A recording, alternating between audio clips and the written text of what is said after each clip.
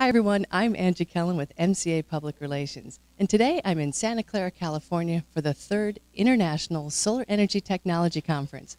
The ISETC is a high-tech conference focusing on the innovative technologies that are driving this industry. Today's events have several speakers and a panel, and with me is one of those speakers. Chris Norris, he's the CEO and President of Alta Devices. Welcome, Chris. Thanks, Angie. Thank you. Now, Chris, can you tell us a little bit about Alta Devices? Sure. What we're doing is commercializing a thin film solar technology that was partially invented by one of our founders, Eli Yabinovich, out of UC Berkeley. And the idea behind what we're doing is to use a material called gallium arsenide to create very high efficiency solar cells that can dramatically reduce the cost of solar electricity to as low as 7 cents per kilowatt hour. Wow, that's pretty amazing. I'm sure everybody's going to want to get a hold of that type of technology. Well, now, today in your presentation, can you give us a little bit of highlight for those of us that weren't able to attend, what you had talked about today?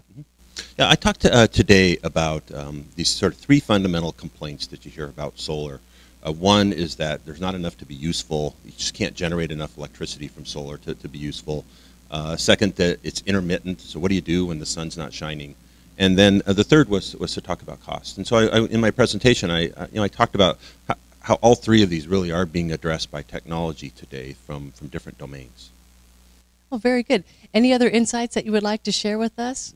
Well, I thought in my talk, when I was focusing on the issue, the complaint around is there enough to be useful, I pointed out how with the type of technologies that are being generated today that have such high energy densities, meaning they can generate a lot of electricity per unit area, solar technologies like what we're developing at Alta, that in fact it is reasonable to think about providing 20% of the United States electricity from solar power plants that could be scattered throughout our country. And it would really only take 2 or 3 small power plants per state in order to provide that much electricity.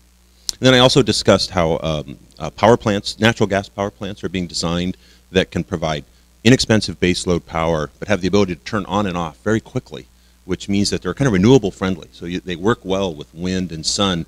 So when the wind slackens or the clouds appear, these power plants can turn on, but when the renewables are available, they just go back to idle. And so they cooperate together very well.